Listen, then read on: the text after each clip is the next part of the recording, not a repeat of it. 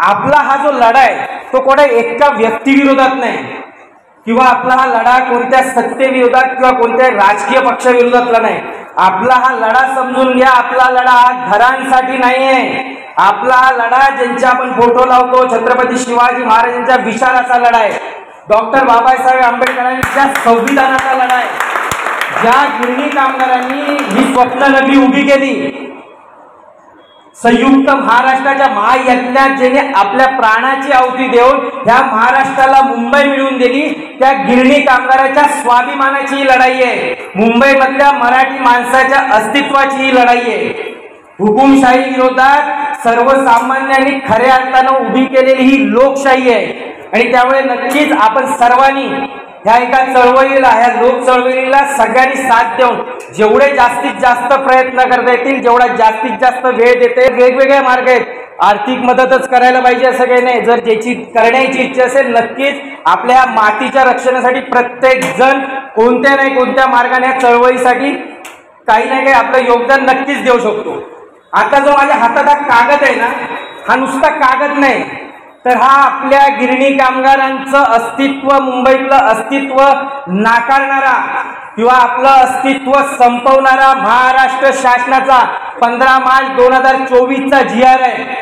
ह्या GR मध्ये शासन असं म्हणतंय की मुंबईमध्ये जागा नाहीत, परंतु महाराष्ट्राचे मुख्यमंत्री माननीय एकनाथराव शिंदे साहेब, आपल्याला माझा एक प्रश्न आहे की 8 महिन्यापूर्वी आपण म्हणाला होतात की मुंबईमधल्या अनेक ठिकाणच्या जागा आहेत, NTC मिलच्या जागा आहेत, ह्याचा आम्ही पुनर्विकास करून गिरणी कामगारांसाठी जास्तीत जास्त घरं उपलब्ध करू. परंतु 15 मार्च 2024चा जो GR निघालाय त्याच्यामध्ये स्पष्ट उल्लेख आहे की मुंबईमध्ये जागा नसल्या कारणाने किंवा गिरणी कामगारांसाठी घरांसाठी जागा उपलब्ध होत नाहीत. मग माझा एक प्रश्न आहे की 8 महिन्यापूर्वी आपणच बोलला होतात, मग त्या जागा आमच्या खाल्ल्या कोणी? पाठचा विषय जाऊन दे, तुम्ही 8 महिन्यापूर्वी जर बोलताय की मुंबईत जागा शिल्लक आहेत, आम्ही त्याचा पुनर्विकास करू. अरे मुख्यमंत्री आहात तुम्ही, एक जबाबदार व्यक्ती आहे त्या महाराष्ट्राचं, म्हटल्यावर नक्कीच आपण माहिती घेतल्याशिवाय त्या गोष्टी बोलत नसाल. म्हटल्यावर हे सगळे प्रश्न आहेत. माननीय राणे साहेब जे आपले सहनियंत्रण समितीचे अध्यक्ष आहेत, 8 महिन्यापूर्वी बोलतायत कोण पनवेलच्या घरांची किंमत 55 लाख आहे. अरे माझं खुल्ला आव्हान आहे तुम्हाला, जर 55 लाख रुपयाचं ते घर असेल, म्हणून मी त्याच्यावर एक व्हिडिओही बनवलाय की आता काय त्या घरांना हिरे मोती लावून तुम्ही किमती वाढवणार आहेत का? आणि सगळ्यात महत्वाची गोष्ट असेल तर मेळाव्याची मी व्हिडिओ बघितले, 55 लाख रुपये किंमत बोलल्यावर काही नालायक लोक टाळ्या वाजवतात ना, हेच खरे ह्या गिरणी कामगाराच्या संघर्षाचे शत्रू आहेत. अरे विरोध करायला शिका.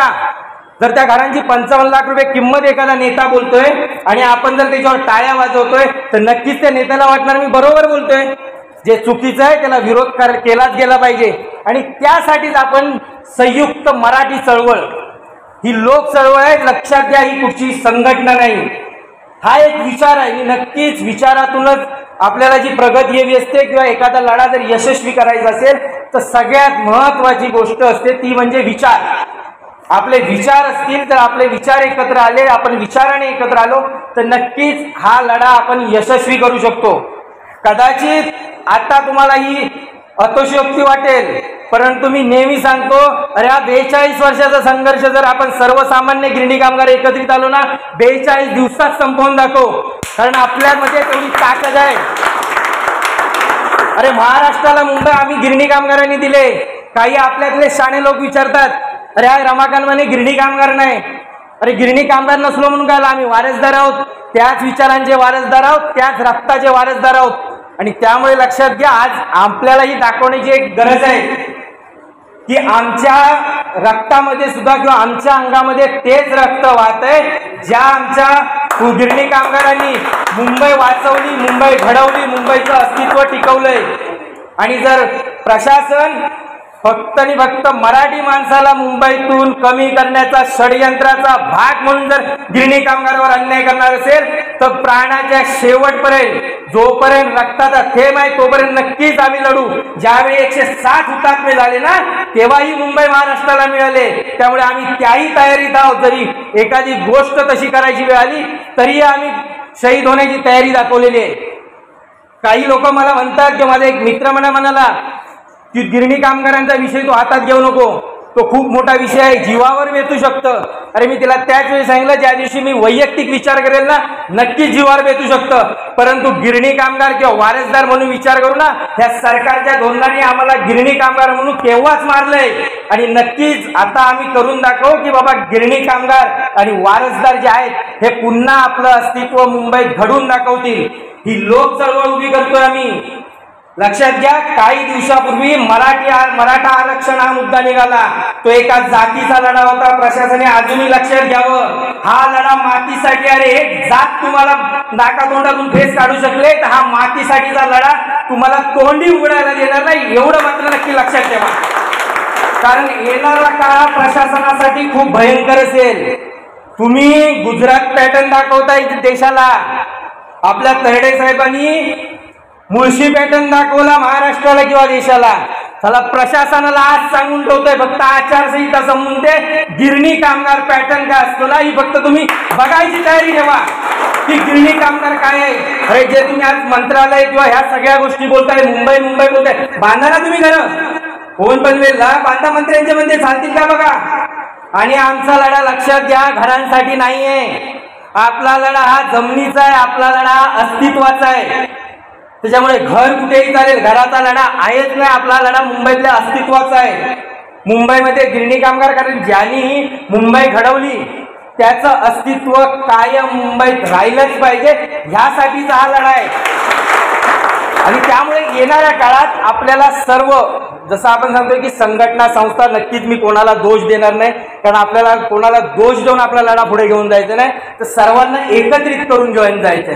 कदाचित काही लोकांना वेळ लागेल हा लढा समजायला किंवा ती विचार समजायला, परंतु नक्कीच हा लढा यशस्वी करताना आपल्याला प्रत्येक मराठी माणसाचा, प्रत्येक गिरणी कामगार, प्रत्येक वारसदार, गिरणी चळवळीतले काही प्रमुख माणसं असतील, या सगळ्यांच्या सहकार्याची गरज आहे. आणि तरच मात्र न्याय भेटेल. अरे आपण 5 ते 10 हजारासाठी कधी कधी मैत्री असेल, आपला नातं असेल, ह्याच्यामध्ये भांडण करायला तयार होतो. पण ज्या सरकारने, ज्या प्रशासकीय धोरणामुळे आपल्याला 1 करोड किंवा करोडो रुपयाला लुटले, त्याच्या विरोधात जर आपण बोलणार नसू तर ह्या गोष्टीला काय अर्थ आहे. कसले आपण वारस. ज्या गिरणी कामगारांनी रक्त आटवलं किंवा रक्त म्हणजे संयुक्त महाराष्ट्राच्या वेळी रक्त सांडलं, लोअर पर्यंतचे वगैरे आम्ही व्हिडिओ बघतो किंवा ऐकतो, रक्तान पूर्ण माखलेले होते. आणि तशा जर त्या गिरणी कामगारांना जर आपण न्याय देणार नसू तर आपल्याला अधिकार आहे का आपण वारसदार म्हणून म्हणण्याचा, की फक्त वारसदार म्हणून घरं भेटली की घेण्यासाठी येण्याचा. सकाळीच मला कोणतरी भेटले होते, ते बोलले वारसदारांनी काय करावं. कारण मी त्यांना तेव्हा सांगितलं वारसदारांचा आणि स्वतः गिरणी कामगारांमध्ये एकच फरक आहे. गिरणी कामगार हा अस्मितेसाठी लढत होता आणि वारसदार आता जास्त करून त्या मोबदल्यासाठी लढतोय. त्यामुळे वारसदारांनी नक्कीच आपली मानसिकता बदलली पाहिजे. आपल्या पूर्वजांचं, आपलं मराठी अस्तित्व गिरणी कामगारांचं मुंबईत कसं टिकेल, आणि त्यासाठी आपण सर्वांनी एकत्रित येण्याची काळाची गरज आहे. आंबेडकर साहेब म्हणतात की म्हणजे जर गिरणी कामगारांना 1 ते 1.5 करोडचं घर भेटलं तर मला आनंद होईल. अरे आंबेडकर साहेब ते येऊन बघा कोण पनवेलला. जर 1.5 करोडचं घर असतील ना, ती 75 लाखाला तुम्हाला आम्ही विकतो, त्याला 75 लाखाचा तुमचा फायदा केला आम्ही. म्हणजे गिरणी कामगाराला एवढ्या वर्ष तुम्ही फसवलंय आणि अजूनही तुमच्यातली ती वृत्ती जात नाही की गिरणी कामगाराला फसवण्याची. GR काढताय, त्या GR मध्ये तुम्ही सरळ म्हणताय की ही शेवटची संधी असेल गिरणी कामगाराला, आणि जागा कुठची दाखवतात मुंबईच्या बाहेरची. या नंतर जर गिरणी कामगाराने घर नाकारलं तर त्याच्या म्हणजे पुन्हा अर्जाचा विचार केला जाणार नाही, हे या GR मध्ये म्हटलंय. विचार करा किती भयानक गोष्ट आहे ही. म्हणजे तुम्ही आमचं मुंबईतलं अस्तित्वच नाकारताय. एका ठिकाणी म्हणायचं की इच्छित आम्ही ठेवू की ज्याला मुंबईत पाहिजे तो थांबू शकतो, ज्याला बाहेर पाहिजे तो घेऊ शकतो. पहिल्यांदा प्रश्न हाच निर्माण होतो, बाहेरचा विषय आला कुठून. आमच्या मुंबईतल्या जागेचं काय झालं ह्याचं उत्तर पहिल्यांदा आम्हाला हवंय. ज्या दिवशी त्या जागा पूर्ण होतील त्यावेळी विचार करतील गिरणी कामगार किंवा वारसदार, हे पुढचा विचार करतील. परंतु ज्या आमच्या जागा आहेत मुंबईमध्ये ह्या काय झाल्यात ना, ह्याचं पहिलं उत्तर आम्हाला प्रशासनाकडून पाहिजे. आणि त्याच्यासाठीचा आपला लढा उभा होतोय. संयुक्त मराठी चळवळ ही लक्षात घ्या, संयुक्त महाराष्ट्र लढा आणि संयुक्त महाराष्ट्र चळवळ आपण नक्कीच साम्य कुठे होणार नाही, परंतु तीच वेळ मराठी माणसावर आलेली आहे. मी नेहमी सांगतो महाराष्ट्राला मुंबई मिळाली, परंतु मराठी माणसाला मिळाली का, हा आज इतक्या वर्षानंतर सुद्धा प्रश्न विचारायला लागते. यातच त्या प्रश्नाचं उत्तर आहे की आम्ही मराठी माणसांनी निर्माण केलेलं किंवा भाषावार प्रांत रचनेनुसार आम्हाला मिळालेलं हे जर आमचं राज्य आहे, तर त्याच्यामध्ये जर आम्हाला प्रश्न विचारावा लागतंय ते मुंबई कोणाची, अरे आमच्या तर बापाची आहेत ते कोणी सांगाय. पण हा जेव्हा प्रश्न आपण विचारतो ना, त्याच वेळी कुठेतरी आपल्या दुर्दैव आहे. आपली गोष्ट ज्यावेळी माझी आई सांगायची वेळ येते ना, त्यावेळी लक्षात घ्यायचं की पुढे काहीतरी नक्कीच धोका येणाऱ्या काळात. कारण जे आपलं असतं ते ओरडून सांगायची गरज नसते, आज आपल्यावर सांगायची वेळ येते. कारण अशा नालायक प्रशासकीय व्यवस्थेला कुठेतरी त्यांची विचारधारा आपल्याला गाडावीच लागेल. लक्षात घ्या, हे एक GR बदलून काय होणार नाही. जोपर्यंत आपण चळवळ उभी करून सरकारची, कोणतंही सरकार असू दे, मानसिकता बदलत नाही, तोपर्यंत असे GR येतील, रद्द होतील, नवीन येतील, रद्द होतील. परंतु सरकारला ज्या दिवशी वाटेल की बाबा आता गिरणी कामगार शांत बसणार नाही, आणि ती मानसिकता ज्या दिवशी सरकारची होईल ना, त्यावेळी नक्कीच गिरणी कामगारांना न्याय भेटेल. खूप सारे मुद्दे आहेत की आपण जर याचा इतिहास, आता कारण सर असतील किंवा अन्य मंडळी सांगितलं, कारण इतिहासापेक्षा मी जास्त भविष्यावर विश्वास ठेवला. नक्कीच इतिहास खूप महत्वाचा आहे, परंतु जर इतिहासच वाचत बसलो तर भविष्याचं काय, हाही प्रश्न खूप मोठा निर्माण होतो. त्यामुळे भविष्यात मी एकच सांगतो की जो आता आचारसंहितेचा हा काळ आहे, ही आचारसंहिता संपली की विधानसभेची आचारसंहिता, हा जो मधला 3-3.5 महिन्याचा काळ असेल ना, हा आपल्यासाठी निर्णायक असणार आहे. 3 महिने फक्त कष्ट घेऊन बघा, सरकारला बदलावंच लागेल. आपल्याला आपल्या मुंबईमधली हक्काची जागा ही सरकारला द्यावीच लागेल. लक्षात घ्या, कायदा लोकांसाठी आहे, लोक कायद्यासाठी नाही आहेत. लक्षात घ्या, कायदा आमच्यासाठी बनवलेला आहे, पण आम्ही त्या कायद्यासाठी बांधील आहोत असं नाही. जर जन्मत आहे तर तुम्हाला ते बदलावं लागेल, परंतु ती ताकद दाखवावी लागेल. लक्षात घ्या, कायदा बदलला ना, इतक्या वर्षानं बनणारा मराठा आरक्षण आपल्या समोर आहे, काही का होईना बदलला ना.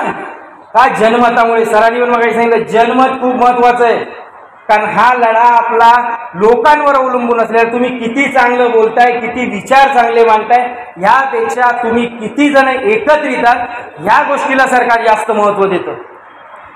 ज्यावेळी सर्वसामान्य आपण एकत्र येऊ ना, त्यावेळी नक्कीच ही लोक चळवळ, गिरणी कामगारांचा 42 वर्षाचा संघर्ष तुम्हाला सांगतो संपवल्याशिवाय राहणार नाही.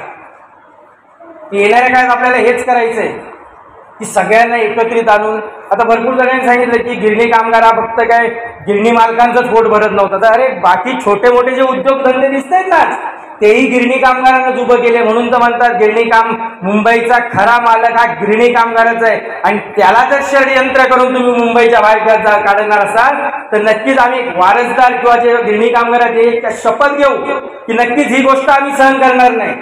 सरकार लावली असली तर शहीद होणारे गिरणी कामगार किंवा वारसाची आम्ही लिस्ट पाठवायला तयार आहेत की आमच्यावर गोळ्या घाला, आम्ही तयार आहोत. तर शेवटी महाराष्ट्र त्यावेळी मुंबई मिळवताना हुतात्मा व्हावं लागलं 107 जणांना, आमची तयारी आहे. परंतु सरकारने हा GR काढला 15 मार्चला, 17 मार्चला बरोबर आचारसंहिता लागली. आता काही लोक बोलतायत या GRचं काही नाही, जोपर्यंत आचारसंहिता संपत नाही तोपर्यंत सरकार तुम्हाला आश्वासन देऊ शकतं.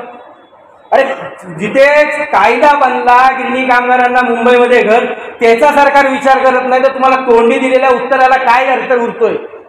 त्याच्यामुळे आता लक्षात घ्या, सरकारकडे आपण जाणं बंद करायचंय. आता परिस्थिती अशी निर्माण करायची ना की सरकारला आपल्याकडे यायला पाहिजे. आता साला बाप तर दाखव, नाही तर श्राद्ध तरी घाल. आता आम्ही हे इकडे तिकडे नाही, मुंबईच्या बाहेर घरं जर देणार असाल तर नक्कीच, जसं सांगितलं, मला राजकीय भाष्य करायला जास्त आवडत नाही, परंतु नक्कीच सांगतो की विधानसभा इलेक्शन मध्ये त्याचे पडसाद मात्र उमटल्याशिवाय नक्कीच राहणार नाही. परंतु आम्हाला त्या विषयात पडायचं ना, आम्हाला आमचा न्याय पाहिजे. आणि सर्व गिरणी कामगारांच्या बाबतीत बोला, काय झालंय, पात्र अपात्रता अशा फेऱ्या आणून किंवा अशा प्रक्रिया आणून गिरणी कामगार 4-4, 5-5 टप्प्यामध्ये वाटला गेला.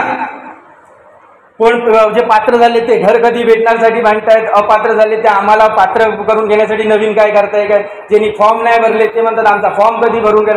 म्हणजे काही काळापूर्वी जो गिरणी कामगार फक्त मुंबईतल्या हक्कासाठी भांडत होता, ते पण या सरकारच्या काही धोरणांमुळे तो 4 ते 5 प्रकारात वाटला गेला. लक्षात घ्या कशी बोलण्याची तयारी आहे. आता काही जण नाटक करतायत किंवा काही लोकांनी हे पुढे आणण्याचा प्रयत्न करतायत की जिल्ह्याच्या ठिकाणी घर. मी पहिल्यांदा सांगतो, आमची लढाई घराची नाहीये, आमची लढाई मुंबईतील अस्तित्वाची आहे. अरे जर तुम्ही फक्त मतदानासाठी किंवा मताचा विचार करून SRAच्या माध्यमातून झोपडपट्टी पुनर्विकास जर कायदा बनवू शकता बाहेरून येणाऱ्या लोकांसाठी, तर ह्या गिरणी कामगारांसाठी भूमिपुत्रासाठी तसा एखादा कायदा का नाही बनवू शकत, हा प्रश्न सरकारला नक्कीच. आणि एक गोष्ट ह्यांनी काय केलं की प्रत्येक जण येतो, मग मुख्यमंत्री असतील, साहजिक आहेत, जे आजला मुख्यमंत्री आहेत एकनाथराव शिंदे, आम्ही गतिमान आहोत गिरणी कामगारांच्या विषयासाठी, आम्ही प्रयत्नशील आहोत. आता ते आम्ही विषयाला गती दिलेले आहेत. अजित पवार येतात तेही तेच म्हणतात आम्ही गती देतोय, देवेंद्र फडणवीस येतात तेही म्हणतात, आपले राणे साहेब तर आहेतच आम्ही गती देतो. पण ह्यांनी खायला काय की एकत्रित गती दिली आणि त्याच्यामुळे यांच्या गाडीचे ब्रेक मुंबईला लागलेच नाहीत. ते पनवेल, अलिबाग, ठाणे इकडे जाऊन थांबले. अरे किती फसवाल गिरणी कामगारांना तुम्ही, देतो म्हणजे काय देतो. अरे मुख्यमंत्री आहात तुम्ही, जर एखादी गोष्ट तुम्ही 8 महिन्यापूर्वी बोलताय की मुंबईमध्ये जागा शिल्लक आहेत किंवा शिल्लक जागेवर आम्ही गिरणी कामगारांच्या घराचा प्रश्न सोडवण्याचा प्रयत्न करतोय, तर 8 महिन्यानंतरच्या GR मध्ये तुमचे ती उल्लेख का नाही की तुम्ही पण स्पष्ट करा. साला माझ्या शब्दाला कोण विचारत नाही, ते तरी स्पष्ट करा. मग जर तुम्ही वाच्यता करताय की बाबा मुंबईमध्ये जागा आहेत, त्या जागा मिळाल्याच पाहिजेत, मग तुमच्याच कालखंडात जर 8 महिन्यापूर्वी जागा होत्या तर 8 महिन्यानंतर जागा नाही, मग त्या 8 महिन्यात जागा चोरल्या कोणी, ह्याचं उत्तर तुम्हीच दिलं पाहिजे, कारण तुम्ही मुख्यमंत्री आहेत त्या काळात. मुख्यमंत्री उपमुख्यमंत्री देवेंद्र फडणवीस, खरं तर त्यांनी या गोष्टीवर भाष्यच करणं चुकीचं आहे.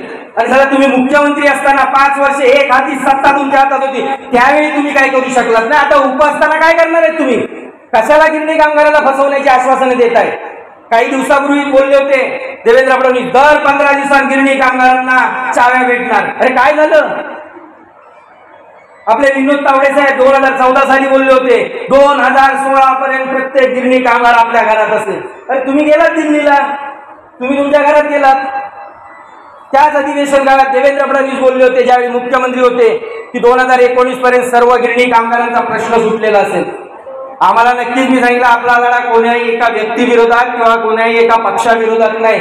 तुम्ही त्या जर जबाबदारीच्या पदावर बसलाय तर त्याचं उत्तर आम्ही तुमच्याकडेच मागणार. त्याच्यामुळे हा कुठचाही लढा वैयक्तिक नाही किंवा ही कुठचीही टीका वैयक्तिक नाही, ही तुमच्याकडे जी जबाबदारी आहे त्याचा आम्हाला एक सभ्य नागरिक किंवा सुज्ञ नागरिक म्हणून प्रश्न विचारायचा. आम्हाला त्या लोकशाहीने किंवा बाबासाहेबांच्या संविधानाने हक्क दिला आणि त्या हक्काच्या नात्याने आम्ही तुम्हाला विचारतोय. त्याच्यामुळे फक्त आचारसंहिता संपली. आचारसंहिता संपल्यानंतर नक्कीच चला आता बाग दाखव, नाही तर तुम्हाला श्राद्ध आम्ही घालायला लावणारच, एवढं मात्र 100%. आता कोणाला सोडणार नाहीये. अरे खूप झालं, सगळ्यांनी लुटलंय. फक्त काय आपल्याला कोणाचं, कारण ते कोळसा येतो उघडला ना जेवढा तेवढं काळच निघत राहणार आहे, तेव्हा आपल्याला त्याच्यावर भाष्यकरण करायचंय. ज्या संख्येने आता उपस्थित राहिलात ना, खरं सांगतो ही संख्या दाखवत चला बस. जर नाही न्याय देऊ शकलो ना तर रमाकांतपणे मी माझं पर्सनली वक्तव्य करतोय, कदाचित ह्या सभेच्या थोडा बाजूला जाऊन किंवा ह्या विचाराच्या जाऊन करतोय, परंतु नक्कीच तुम्हाला परत तोंड दाखवायला आम्ही येणार नाही. फक्त साथ देण्याचं कामही तुमचं आहे.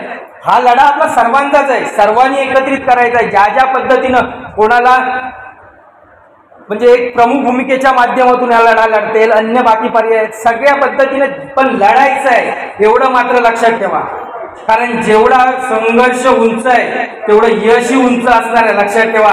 स्वतः संघर्षातून मिळवलेलं जे असतं ना त्याची किंमत कोणी पैशात मोजू शकत नाही. आपल्याला आता तोच संघर्ष करून या महाराष्ट्र शासनाला दाखवून द्यायचंय की गिरणी कामगार ज्यांनी मुंबई घडवली, मुंबई उभी केले, मुंबई वाचवले, तो पुन्हा उभा होतोय आमची स्वतःची मुंबई वाचवण्यासाठी.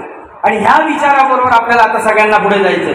कारण टीका केली तर खूप आहे, काय काय बोलले ते सगळ्यांना माहिती आहे. नक्कीच काही राष्ट्रीय मिल मजदूर संघाचे सचिन अहिर साहेब, मी त्यांचे 2 ते 3 व्हिडिओ बघितले.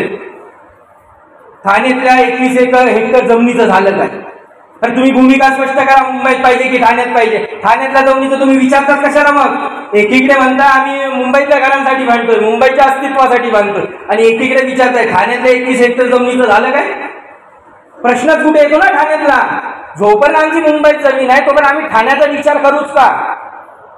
आणि यासाठीच आपण एक दिलंय की संघटित व्हायचंय, संघर्ष करायचाय. जागा होऊन आता अन्यायाला वाचा ही फोडावीच लागेल. आणि 1 तारखेला 1 तारखेला नक्कीच आपण या मुंबईमधून गिरणी कामगाराला किंवा मराठी माणसाचं अस्तित्व संपवणाऱ्या GRची होळी करून प्रशासनाला दाखवून देणार आहेत। आज ते आझाद मैदानात जाऊन करू, वेळ पडली तर मंत्रालय घ्या, तुमच्या बंगल्यासमोर येऊन करायला आम्ही आता मागे पडणार नाही। त्याच्यामुळे प्रशासनाने आणि दुसरी गोष्ट आपण एक झोपडी आंदोलनाचा सुद्धा इशारा दिलेला आहे। ज्या ज्या मिलच्या जागा शिल्लक आहे तिथे झोपडी ठेवायचं आहे, झोपडे बांधायचे आहे। पण आता मी विचार करतोय रिकामी मिलच्याच जागेवर कशाला, त्या मंत्र्यांच्या बंगल्याच्याच बाहेर चला जाऊन सगळ्यांनी आपण किंवा यांची जी घरं आहेत ना तिथेच बाहेर झोपड्या बांधायला सुरुवात करू, मंत्रालयातल्या शिल्लक जागेत जाऊन झोपड्या बांधायला सुरुवात करू। आमच्या हक्काचं बळव तुम्ही, आम्ही तुमच्याकडे भीक नाही। एक गोष्ट लक्षात घ्या, काही लोक बोलतात की आम्हाला घरं पाहिजे, आम्ही भीक नाही मागत आहे। हक्काची गोष्ट ही कधीच भीक मागून मागायची नसते, ती संघर्षातून मिळवली जाते। हाच आपल्या या मातीचा इतिहास आहे, लक्षात ठेवा। आम्हाला फुकट नको आहे, कोणा दुसऱ्याचं नको आहे, जे आमच्या हक्काचं आहे तेच आम्ही फक्त मागतोय आणि शेवटची संधी सरकारला देतोय।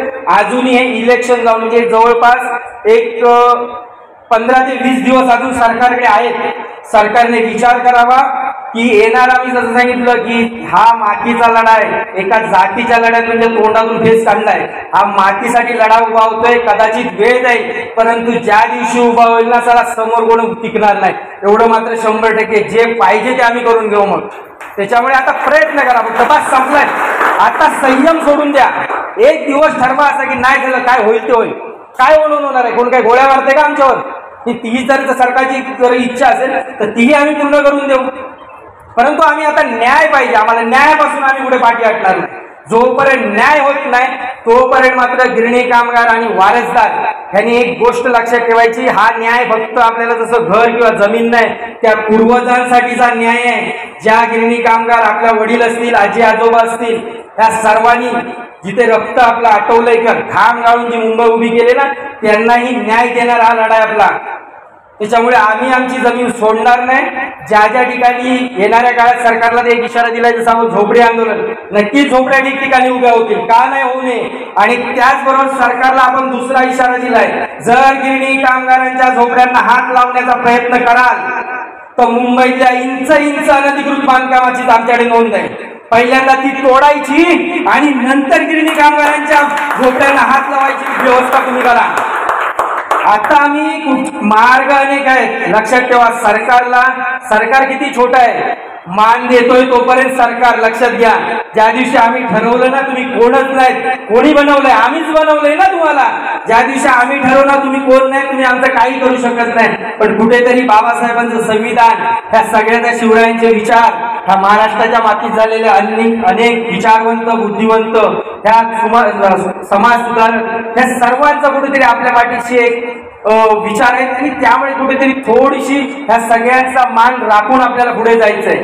पण ज्या दिवशी आम्ही आमच्या हक्क घेण्यासाठी उतरू त्या दिवशी सरकारकडे मात्र पर्याय नसेल। मी अजूनही सरकारला या माध्यमातून इशारा वारंवार एवढ्यासाठी देतोय, सरकारने विचारही केलेला नसेल, चला तुम्ही जर आमचं आयुष्य किंवा आमचं जर अस्तित्व संपवायला आला तर तुमचं अस्तित्व संपवल्याशिवाय आम्ही आमचं अस्तित्व संपू देणार नाही, एवढं मात्र 100%। तुम्ही परत दिसणार नाही मात्र या महाराष्ट्रात कुठे, त्याची व्यवस्था मात्र आम्ही नक्कीच करून ठेवू। कारण तुम्ही संपवलाय, तसं नाही गिरणी कामगार तेव्हाच संपवलाय तुम्ही, ज्यावेळी नको ती धोरणं पुढे आणली त्याच वेळी संपवलाय। सरांनी जर सांगितलं की कुठच्याही सर्व पक्षांना, सर्व संघटनांना किंवा सर्व युनियनला संधी देऊन झाले, कोणाला ठेवलंय ना आपण। गेली घराचा 20 ते 22 वर्षात महाराष्ट्रातल्या सर्व प्रमुख पक्षांची सत्ता या महाराष्ट्रात येऊन गेले, त्याच्यामुळे कोण काय करणार आहे हे नाही, तू काय करतोस ना त्याच्यानंतर आम्ही आमची भूमिका ठरवू। आता तुम्ही करून दाखवा तर आमच्या भूमिका, आता या इलेक्शन नंतर आम्ही ते करू। पण तुमच्याकडे खूप जण आले, खूप जण आश्वासनं दिल्याने निघून गेले, त्याच्यापेक्षा आमचा लढा लढायला आम्ही सक्षम आहोत। आम्ही आमची जागा घेतो ना झोपडी आंदोलनाच्या माध्यमातून, बस आम्ही ठरवू नंतर कसे बांधायची घरं, झोपड्या बांधायच्या, तिथे काय विकास करायचा आमचा आम्ही ठरवू। परंतु नक्कीच एक निर्णायक लढा उभा करावा लागेल।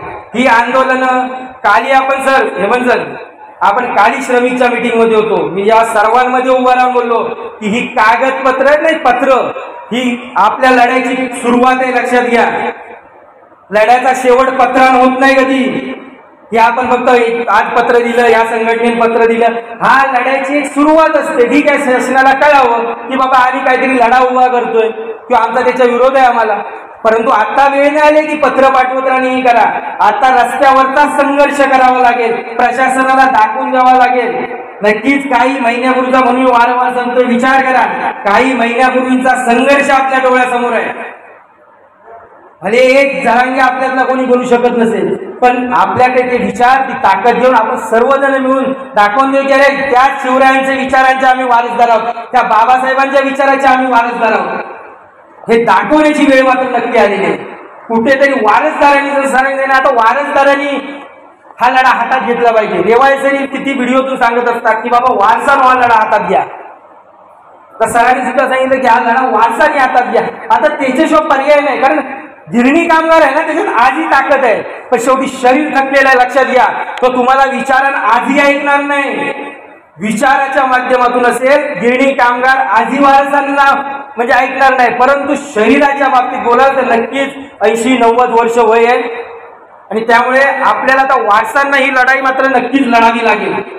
कारण काही काही वेळ असं होतं, आपण एखादं आंदोलन करत असतो, 8 दिवसापूर्वी एखादे आजोबा येऊन जातात, 8 दिवसांनी एखाद्याचा फोन येतोय की ते आजोबा गेले. त्यावेळी जे दुःख होतं ना, मी सांगितलं मी या संघर्षात असा झालेलो नाहीये. माझ्याही मनात तेच दुःख आहे. माझी आजी घरघर करून गेले, मी त्या दिवशी ठरवलंय एका आजीला न्याय नाही देऊ शकलोय, पण ह्या महाराष्ट्रातल्या असा लाखो आजी आजोबांना, आई वडिलांना न्याय देत नाही, तोपर्यंत मात्र मी हा संघर्ष चालू ठेवणारच आहे. दुसरा एक विषय पुढे येतोय, लक्षात घ्या, कारण यांना दर्शनदाईंना बघितलं तर माझ्या लक्षात आला की काही ठिकाणी असे प्रकार झाले की एक मिलला सेपरेट एका मिलची लॉटरी निघाली आणि त्याच्यात चुकून 5 ते 10 नावं वेगळ्या मिलची आलेली आहेत. मग जर मिळालं नाही तर 10च्या 10 जणांना घर नाही मिळालं पाहिजे, 9 जणांना भेटत नाही किंवा 8 जणांना भेटत नाही, 2 जणांना घरं भेटत आहेत. ही 2 घरात येणारे जे दलाल आहेत ना, म्हाडाच्या माध्यमातून तयार झालेले दलालांनाही आज सांगतोय, आचारसंहिता संपून दे. ह्या पुढे जर एकाही गिरणी कामगाराचा जर फोन आला ना की मला या दलालाचा फोन आलेला, सगळ्यांनी तयारी ठेवा. घरात घुसून ओढून पोलीस स्टेशनला घेऊन यायचं असल्या लोकांना, आणि म्हाडाच्या अधिकाऱ्यांनी तयारी ठेवा. काही रूमचे माझ्याकडे कागदपत्र आलेले आहेत की जी रूम तुम्ही दुसऱ्याला त्याच कारणासाठी नाकारलेत, परंतु तशाच माणसाला तुम्ही रूम दिले. म्हाडाच्या अधिकाऱ्यांनी लक्षात ठेवा, तुमच्याकडे आम्ही येतोय, तुम्ही उत्तर या गोष्टीची बघता तर तयारी ठेवा की कुठच्या नियमावलीत दिलीत. जर गिरणी कामगार आहे तर न्याय सगळ्यांना समान झाला पाहिजे. आम्ही म्हणत नाही त्याला का दिली, तो या आमचा बांधव आहे, परंतु जर त्याला भेटतंय तर मलाही भेटलं पाहिजे. त्याच्यामुळे ह्या दलालांनाही कुठेतरी आवर घालणं गरजेचं आहे. अजूनही काही लोकांचे फोन येतात. मला परवा सांगलीवरून फोन आला होता की दलालाचा एका फोन आलाय, 5 लाखात घर देतो आणि 10 लाखात घर देतो. म्हणजे हेही कुठेतरी आपल्याला थांबवायचं आहे. नक्कीच हे दलाल लोकांनी गिरणी कामगारांच्या शिवाय म्हणजे जे स्वतःच्या हक्काचं जे मिळालं होतं ना गिरणी कामगारांना, त्या नालायक दलालांमुळे गेलेलं आहे. कागदपत्र पूर्ण करायची नाही, त्यांना गावी जाऊन भेटायचं, त्यांना 5-10 लाखाचे चेक द्यायचे, तिच्या तिथे विषय मिटवायचे. हे असे सगळे प्रकार होत असल्यामुळे नक्कीच म्हाडा असेल, महाराष्ट्र शासन असेल, त्या सर्वांना शेवटी सांगतो, समन्वयक समितीचे, नियंत्रण समितीचे सुनील राणे साहेब, नक्कीच आपण जसं सरांनी सांगितलं की आपले वडील किंवा आपल्या वडिलांचाही या संघर्षामध्ये नक्कीच एक चांगलं वाटा किंवा एक अनमोल त्यांचं एक सहकार्य लाभलेलं आहे. हे नक्कीच फक्त फरक एवढा आहे ना की आम्ही आधी भाड्याच्या घरात राहतो रे, म्हणून आम्हाला ते कळतंय. तुम्ही वारसदार आहेत, पण तुम्ही राहिलात कधी? तुमचे 5-5 BHK किंवा 4 BHK बिल्डिंग उभ्या केल्या, त्याच्यामुळे तुम्हाला सर्वसामान्य गिरणी कामगाराचं दुःख नाही समजणार. ते नक्कीच प्रशासनालाही आपण आता सांगणार. आता जे करायचं ना फेस टू फेस, ती नियंत्रण समिती हे त्या माध्यमातून आम्हाला करायचं. मुख्यमंत्र्यांनी गिरणी कामगारांना बोलवा, एक दिवस त्याला बसा समोरासमोर, द्या उत्तर, विषय संपवा. जर सर्व गिरणी कामगारांना पटलं विषय संपून जाईल.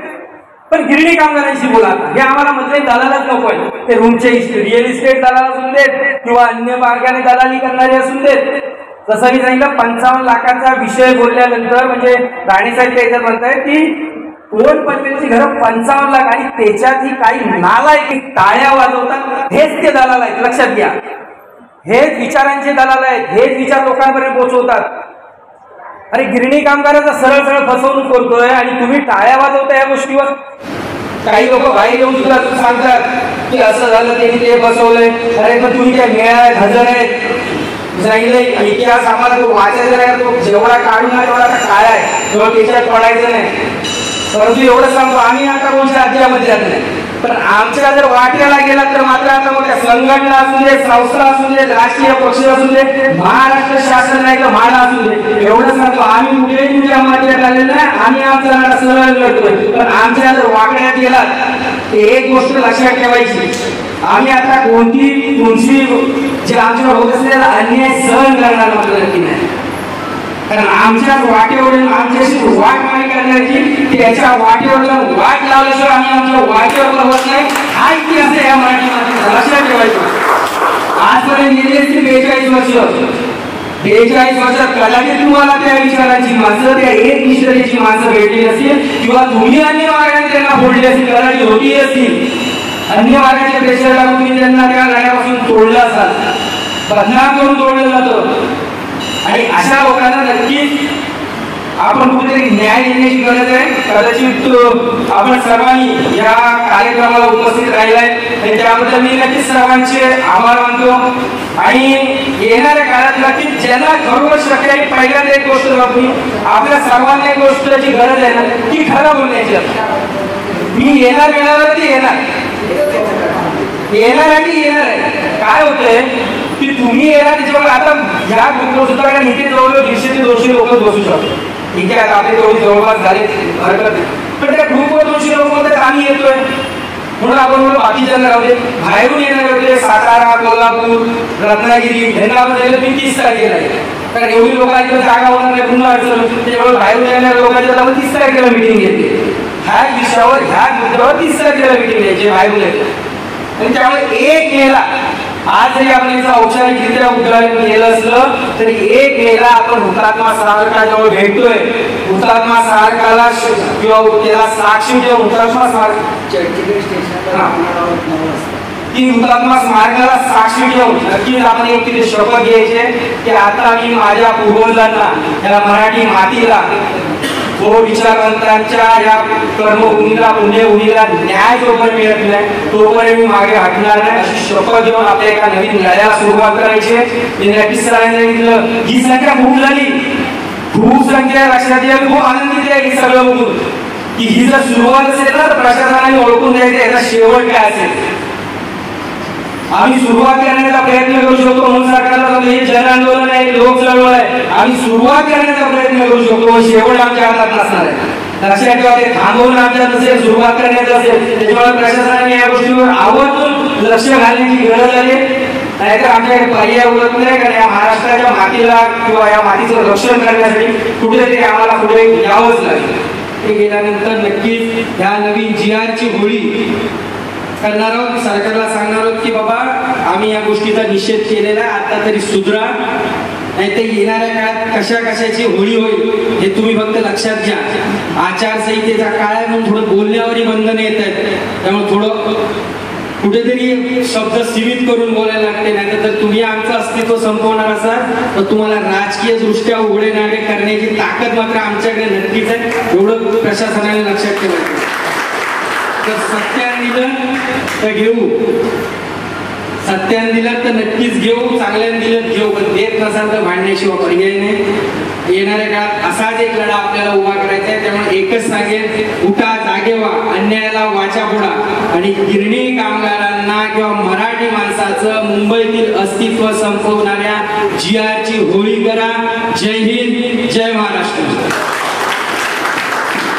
धन्यवाद. सगळ्यांनी टाळ्या वाजवा. आपला वाढ